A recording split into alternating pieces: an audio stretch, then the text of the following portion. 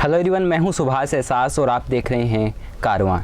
Interview की इस series में ये हमारा 9वां एपिसोड है और हमारे साथ एक बहुत ख़ास मेहमान हैं। सीकर संदेश के फाउंडर हैं और अपनी बेबाक पत्रकारिता के लिए जाने जाते हैं और नाम है दिनेश शर्मा। सर बहुत बहुत स्वागत है आप। नमस्कार सर, सबसे पहला सवाल यही रहने वाला है कि सीकर संदेश की शुरू होने की कहानी क्या है? सीकर संदेश एक ऐसा प्लेटफॉर्म है जहाँ पे जो लोकल पब्लिक इंटरेस्ट के मुद्दे हैं, जो आम जनता की समस्याएं हैं या ऐसा कुछ भी जो हमारे शहर में हो रहा है, वो हमने दिखाने के लिए इसे शुरू किया था जुलाई 2017 में। मैं और मेरा मित्र बैठे थे, हम चर्चा कर रहे थे क्योंकि मैं सेल्स में था, पहले एक सॉफ्टवेयर कंपनी में जॉब करता था। सीकर, चूरू, झुंझुनू और नागौर में देखता था। इसके अलावा भी घूमने के शौक के चलते मैं पूरे राजस्थान भर में ट्रेवल करता था। अच्छा। तो जब ट्रेवल करता था तो मैं देखता था कि अलग अलग जिलों में सेम ही चीज़ अलग अलग तरीके से हो रही है। कहीं पे अगर करने वाले लोग थोड़े से ठीक हैं तो वहाँ पे वो चीज़ें अच्छी हो रही है। कहीं पे करने वाले लोग में भ्रष्टाचार ज़्यादा है, करप्शन ज़्यादा है, बेईमानी है, तो वहाँ पे वो चीज़ें सिर्फ दिखावे के लिए या सिर्फ कागजों में भरने के लिए करी जा रही हैं। ये चीज़ें मुझे पर्सनली बुरी लगती थी। मुझे लगता था कि मतलब हमारे सीकर शहर में भी चीज़ें अच्छी हो सकती है। अगर अजमेर में कोई चीज़ अच्छी है तो वैसे ही वैसे सीकर में भी करी जा सकती है। अगर जोधपुर में कुछ अच्छा है तो वो सीकर में भी करा जा सकता है। तो ये मुझे अंदर परेशान करता था और इन्हीं चीज़ों को मतलब एक प्लेटफॉर्म देने के लिए हमने सीकर संदेश शुरू किया था। किस तरीके से हुई शुरुआत? हम अपने ऑफिस में बैठे थे, मैं और मेरे मित्र राजपाल जी, और हम डिस्कस कर रहे थे कि मतलब ये हम कैसे एड्रेस करेंगे, क्या तरीका होना चाहिए। और उस वक्त हमने काफ़ी सोच विचार के हमें ये लगा कि हमारे लिए जो प्रैक्टिकली फिजिबल तरीका है वो सोशल मीडिया हो सकता है। और सोशल मीडिया पे हम एक फेसबुक पेज बनाकर उसके ऊपर इस तरह की जो चीज़ें हैं, जो समस्याएं हैं, जो हमारी बातें हैं, जो हमें समझ में आ रहा है, ये दिख रहा है, वो हम वहाँ पे रखें। और अगर और भी लोग हैं जो हमारी तरह सोचते हैं या हमारी तरह उन चीज़ों को परेशानी के तौर पे देखते हैं, तो वहाँ पर वो भी उसके बारे में लिख सकते हैं, बात कर सकते हैं, जिससे हम इन सब चीज़ों को कम्युनिटिव तौर पे जो हमारे पॉलिटिकल लीडर्स हैं, हमारी जो गवर्निंग बॉडी है, डिस्ट्रिक्ट एडमिनिस्ट्रेशन है, उन तक हम उनको पहुंचा सकते हैं। तो ऐसे करके हमने 19 जुलाई 2017 को सीकर संदेश के नाम से फेसबुक पेज शुरू किया था। स्टार्टिंग में क्या समस्याएं फेस करने को? नहीं, हमें बतौर फेसबुक पेज हमें किसी तरह की समस्याएं सीकर में हुई नहीं, क्योंकि उस वक्त हमारे जैसे फेसबुक पेज चलाने वाले बहुत ज़्यादा लोग नहीं थे। तो हमें जनता का प्यार भी मिला। लोगों से हम जहाँ भी मिले कि ठीक है, हम आपकी परेशानी के बारे में अपने पेज के माध्यम से लोगों को बताना चाहते हैं, गवर्निंग बॉडी को बताना चाहते हैं, तो उन्होंने भी हमें सपोर्ट किया। उनको लगा कि ठीक है, अगर इस मीडियम से हमारी छोटी बड़ी समस्याएं उन तक पहुंचती है तो ये अच्छी बात है। और दूसरी एक मैं चीज़ यहाँ पे कहना चाहूँगा कि जो हमारे पॉलिटिकल लीडर्स हैं, आमतौर पे हम देखते हैं कि जब भी आप उन्हें क्रिटिसाइज करते हैं तो आपको उसकी वजह से कुछ परेशानियाँ झेलनी पड़ती है। लेकिन सीकर के जो पॉलिटिकल लीडर्स हैं उन्हें हम पिछले 4.5 साल से क्रिटिसाइज कर रहे हैं। और सबसे ज़्यादा अगर हमने क्रिटिसाइज किया होगा तो वो या तो नगर परिषद के चेयरमैन हो या डिस्ट्रिक्ट हमारे सीकर के एमएलए हों, एमपी हों, लेकिन हमें किसी तरह की कोई परेशानी नहीं। एक मेरा ये सवाल भी था। अच्छा। कि आप इतना बेबाकी से बोलते हैं तो आपको कभी भी कहीं पॉलिटिकल या कहीं दबाव? कभी नहीं, कभी ऐसा नहीं हुआ। और वो लोग हमारी, जब हम इस तरह का क्रिटिसिज्म वाली स्टोरीज करते हैं या जहाँ पे हम उन्हें कहते हैं कि आपने ये सही नहीं किया, ये गलत किया है, और आप देखेंगे कि उन्हीं स्टोरीज में हम उनसे बात भी कर रहे हैं। उसके बाद भी सीकर बहुत छोटा सा शहर है, तो यहाँ पर आपका आमने सामने मिलना जुलना भी होता रहता है, लेकिन कभी इस तरह की कोई बात नहीं रही। जो मेन स्ट्रीम मीडिया है उस पर एक आरोप लगता है कि वो सरकारों के दबाव में काम कर रहे हैं। मीडिया के अंदर पिछले कुछ दिनों में पोलराइजेशन भी देखने को मिला है, तो उसको आप किस तरीके से देखते हैं? देखिए, मुझे लगता है कि मीडिया का काम हमेशा से है आम आदमी के जो काम की चीज़ें हैं उनको हाईलाइट करना, ताकि सरकारों के सामने उनको रखा जा सके और उनमें जो पॉजिटिव काम है उसको करवाया जा सके। इसके अलावा जो देश दुनिया भर की खबरें हैं उनको दिखाना है, और मतलब उसमें जो महत्वपूर्ण चीज़ है वो है कि जो पूरा इकोसिस्टम है उसके इम्प्रूवमेंट के हिसाब से चीज़ें करी जाएं। लेकिन क्योंकि हर पॉलिटिकल पार्टी है वो चाहती है कि जो मीडियम से लोगों तक बातें पहुंच रही है वो हमारी बातों को हमारे तरीके से पहुंचाएं। अब इसमें क्या होता है कि अगर आप पावर में हैं तो आप बहुत सारी चीज़ें हैं जो मीडिया के लिए सही या गलत कर सकते हैं। आपको लगता है कि आपको उनसे काम करवाना है तो आप उनको प्रेशर उनके ऊपर क्रिएट करते हैं, क्योंकि आप जनता को वो नहीं दिखाना चाहते जो मीडिया दिखाने वाली है या जो दिखाया जाना चाहिए। आपको लगता है कि अगर ये दिखाएंगे तो हमारी छवि प्रभावित होगी, इसलिए वो मीडिया को अपने हिसाब से ड्राइव करते हैं। पॉलिटिकल पार्टीज तो अपने मतलब के लिए कर रहे हैं, लेकिन मीडिया अगर उनके हिसाब से ड्राइव हो रहा है तो वो उनका जो इम्पोर्टेंस है उसको वो ख़त्म कर रहे हैं। मीडिया का बहुत महत्वपूर्ण रोल हमने देखा है कि डेमोक्रेसी में होता है, चौथा स्तंभ इसको कहा गया है। तो चौथा स्तंभ होने का मतलब ये है कि अगर 4 खंभों पर ये पूरा सिस्टम टिका हुआ है तो उसमें से आप बहुत ज़्यादा महत्वपूर्ण हो, इतने महत्वपूर्ण कि आप अगर किसी और के हिसाब से, किसी और के इशारों पे आप चलते हो तो उसे बर्दाश्त नहीं किया जाना चाहिए, क्योंकि आप डेमोक्रेसी को नुकसान पहुंचा रहे हैं। लेकिन उसके बावजूद भी ये आपसी साठगांठ है कि वो अपने मतलब के लिए, ये अपने मतलब के लिए एक दूसरे के साथी बनकर काम अगर कर रहे हैं तो उसमें नुकसान जनता का है। एक चीज़ पिछले कुछ सालों में ये देखने को मिली है कि मीडिया है वो ज़मीन पे नहीं जाना चाहता, वो एक टॉपिक को ले लिया जाता है, कभी सुशांत सिंह राजपूत की स्टोरी हो या कोई भी हो, उसको एक को ले लिया जाता है और 24 आवर उसी को दिखाया जाता है। तो उसको आप किस तरीके से? ये एक बहुत सिंपल सा फंडा है। देखिए, इसे सिर्फ मेन स्ट्रीम मीडिया में नहीं, इसे आप सोशल मीडिया पे भी देख सकते हैं। लोकल जो हमारे जैसे लोग जो फेसबुक पेज बना के, यूट्यूब चैनल बना के जो कंटेंट क्रिएट करते हैं, ये चीज़ आप सभी में देखेंगे।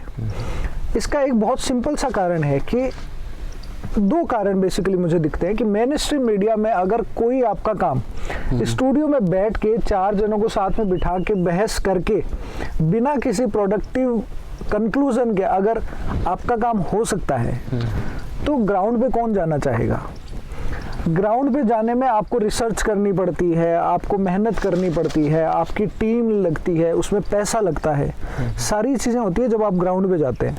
लेकिन वही काम आपका आप ही के स्टूडियो में बैठे बैठे अगर हो रहा है तो इंसान ग्राउंड पे जाने से कतराता है।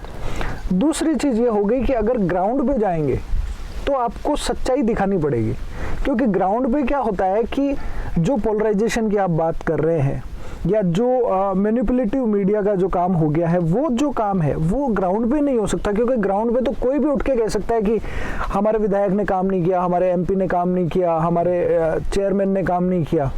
लेकिन स्टूडियो में वहाँ पे वो आवाज़ें नहीं आ रही है, वहाँ पे सिर्फ वही आवाज़ें आ रही है जो आपको पता है पहले प्रोग्राम शुरू करने से पहले कि आपको इसे कैसे कंक्लूड करना है। तो वहाँ पे उतनी बातें होती है, इसलिए वो लोग वहाँ जाने से कतराते हैं। दूसरा चीज़ ये हो गया कि जितना आप केओस करोगे, जितना आप कंट्रोवर्सी करोगे, जितना आप चिल्लाओगे, चीखोगे, आजकल की व्यूअरशिप भी काफ़ी हद तक ऐसी हो गई है कि जो इस तरह का कंटेंट ही कंज्यूम करती है। जब तक शोर शराबा नहीं हो, उनको लगता है कि यार मतलब बात ही नहीं हो रही। हमने पिछले 4.5 साल में पूरी कोशिश करी है कि हम किसी भी कंटेंट को कंट्रोवर्शियल तरीके से पेश नहीं करें, और इसी का नतीजा है कि हमारी जो व्यूअरशिप है वो आज भी बहुत लिमिटेड है। बहुत ज़्यादा चीज़ें वायरल नहीं होती, क्योंकि किसी की समस्याएं दिखाई गई है, किसी की परेशानी दिखाई गई है, कोई अगर इंसान ने अच्छा काम किया है तो उसको हमने दिखाने की कोशिश करी है, कहीं पे कुछ तीज त्यौहार हैं तो उनको ज़्यादा बेहतर तरीके से दिखाने की कोशिश करी गई है, क्योंकि बहुत सारे लोग हैं जो हमारे दूसरे देशों में बैठे हैं, दूसरे राज्यों में बैठे हैं, वहाँ पे वो नौकरियाँ कर रहे हैं, तो वो सीकर की जो हैपनिंग्स है वो हमारे पेज के थ्रू देख रहे हैं। कंट्रोवर्शियल कंटेंट नहीं है तो उसकी वजह से व्यूअरशिप लिमिटेड है। लेकिन हर इंसान के लिए ये नहीं चलता, जिसको ज़्यादा व्यूज़ चाहिए, ऐसा चाहिए, तो हर इंसान वो कंट्रोवर्सी क्रिएट करता है। तो मेन स्ट्रीम मीडिया और जो इंडिपेंडेंट मोजो वाले लोग हैं, मोबाइल जर्नलिज्म वाले लोग हैं, वो भी इसी चीज़ को एक साधन मान लेते हैं कि जितना कंट्रोवर्सी करेंगे उतना ज़्यादा बेहतर है, उतने ज़्यादा व्यूज़ आएंगे। एक चीज़ ये थी कि जैसे पोलराइजेशन की बात हो गई, एक चैनल वाला एक पार्टी को प्रमोट कर रहा है,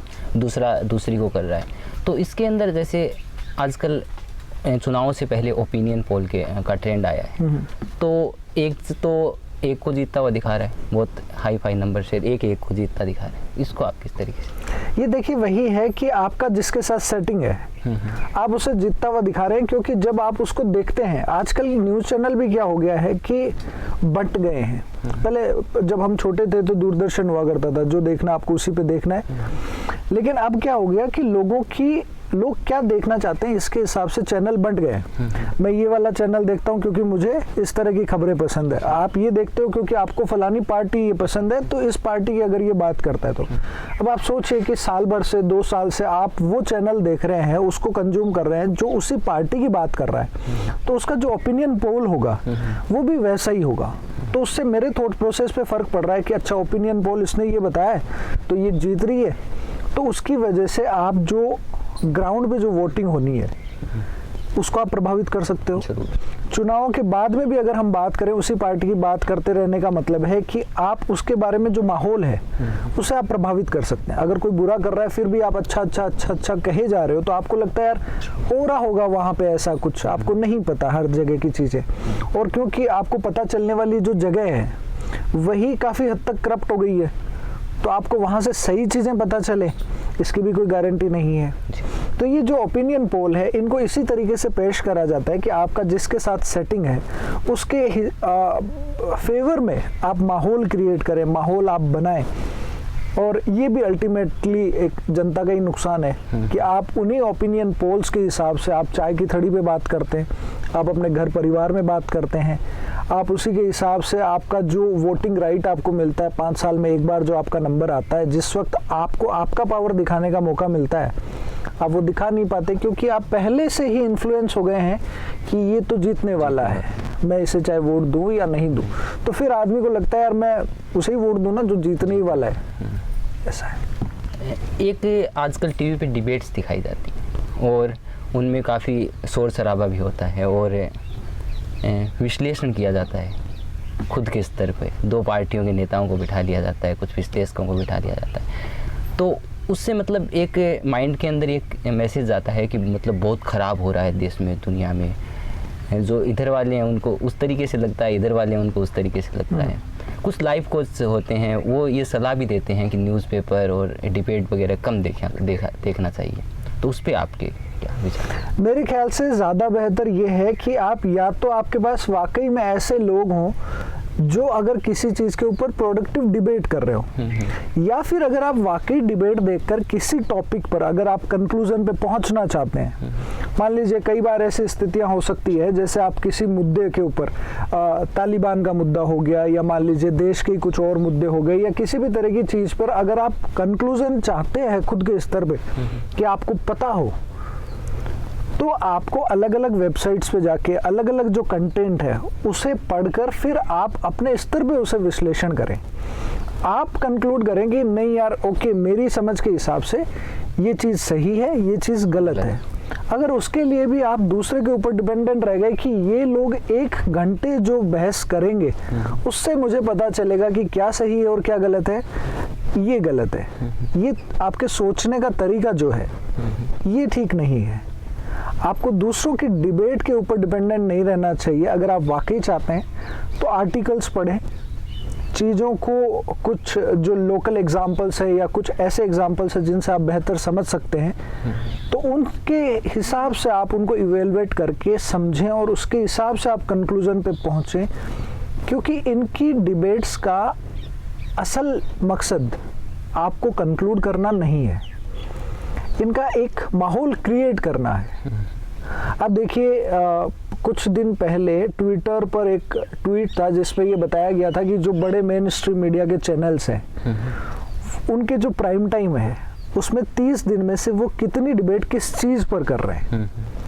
आप पाकिस्तान पे कर रहे हैं, आप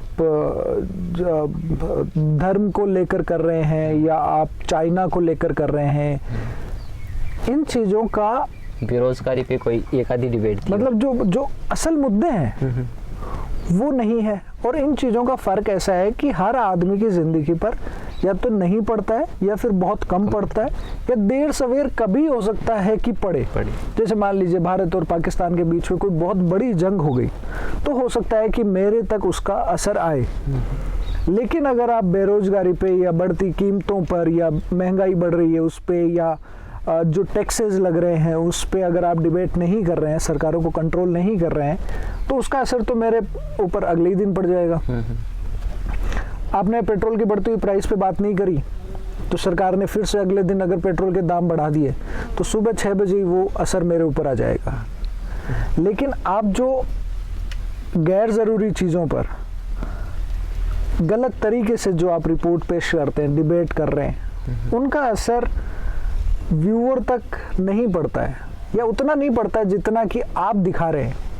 तो इसलिए उनको उतनी जगह मिलनी चाहिए और आप वो अगर करें तो करते रहें। हो सकता है कि उस तरह का भी कंजप्शन जो है व्यूअरशिप में हो रहा हो, लेकिन जो ज़रूरी मुद्दे हैं जिनके लिए आप असल में बने हैं वो भी तो आप करें।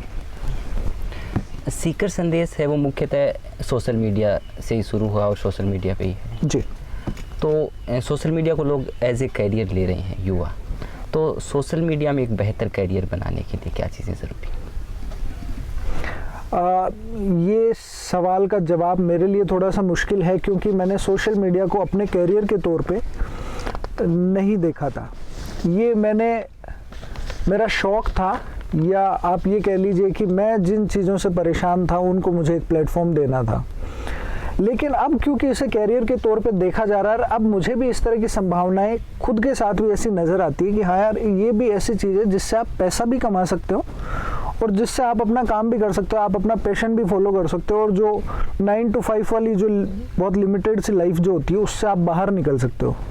और इसमें क्योंकि लोगों से मिलना जुलना होता है, नई नई जगह पर जाना होता है आपके कंटेंट के हिसाब से, तो वो भी काफ़ी हो सकता है कि आपको पसंद आए।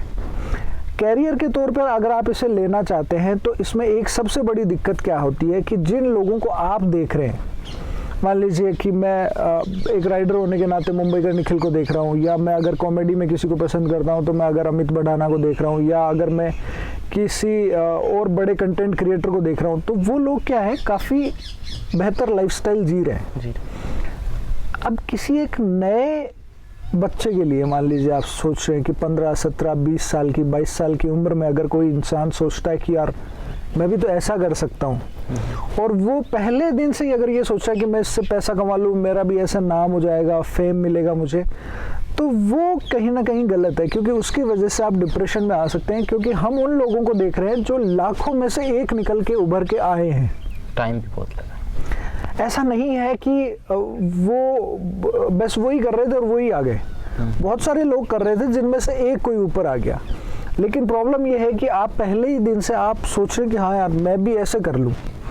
आप उनका जो स्ट्रगल है वो फेज आप नहीं देख रहे हैं।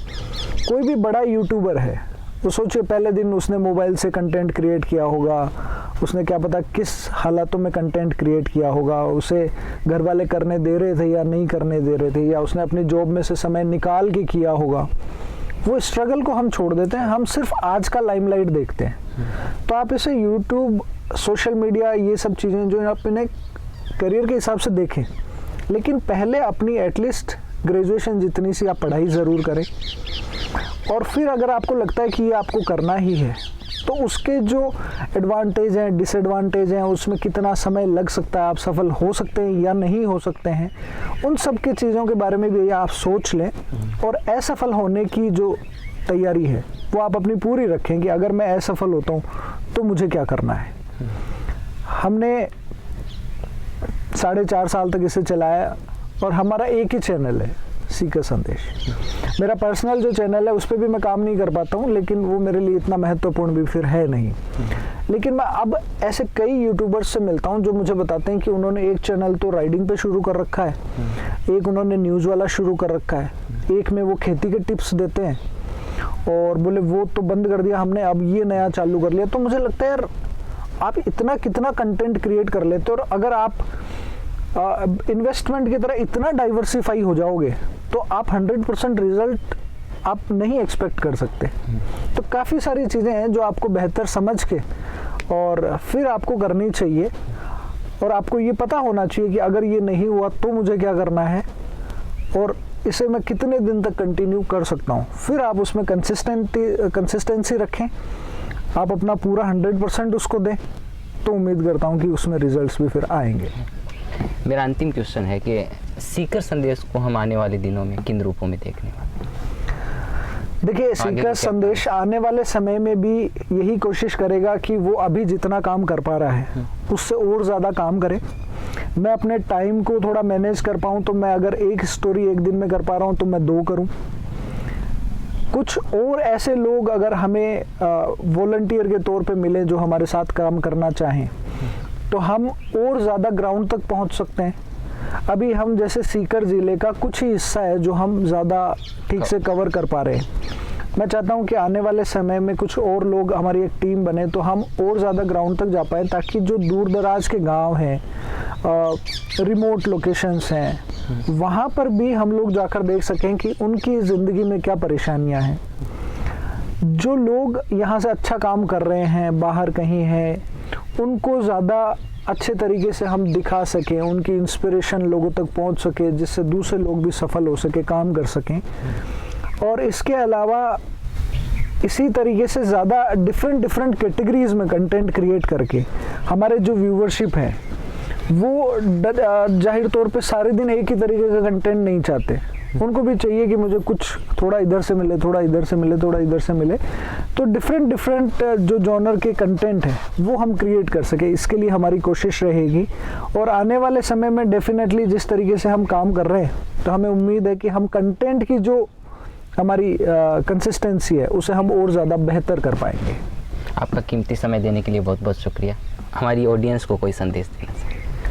देखिए, मैं जिस तरीके का काम कर रहा हूँ, मैं आपको एक ही संदेश और एक ही आपसे रिक्वेस्ट मैं करना चाहूँगा। सोशल मीडिया हो चाहे मेन स्ट्रीम मीडिया हो, उन लोगों का कंटेंट प्रोड्यूस करने के ऊपर सबसे बड़ा इफ़ेक्ट होता है आप लोगों के कंटेंट कंज्यूम करना। आप लोग जो चीज़ देख रहे हैं उसी को वो और ज़्यादा दिखाते हैं। इससे फ़र्क नहीं पड़ता कि आपके लाइफ पर उसका कितना पॉजिटिव या नेगेटिव इम्पैक्ट पड़ रहा है। टीवी चैनल्स की डिबेट आप है जो देखते हैं अगर, तो आप उन्हें देखना बंद कर दीजिए।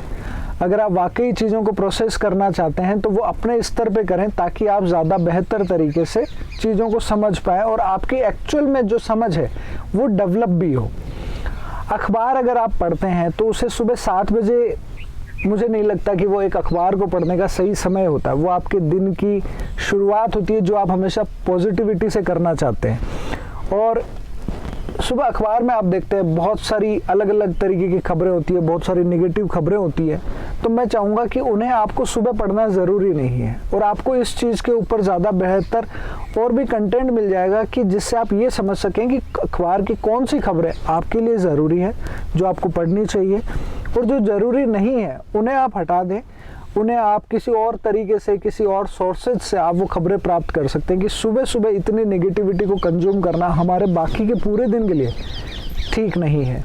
और सोशल मीडिया पर लोग काफ़ी फ्रिक्वेंटली आजकल मतलब अब्यूजिव हो रहे हैं, या फिर मतलब है ना गलत तरीके से अपनी बातें रखते हैं। तो मैं उन लोगों से भी कहना चाहूँगा कि आप अपनी बातों को रखने का तरीका जो है वो ज़्यादा बेहतर कर सकते हैं। गैर ज़रूरी चीज़ों को आप अपने सोशल मीडिया से दूर रखें तो ज़्यादा बेहतर होगा। जी, धन्यवाद।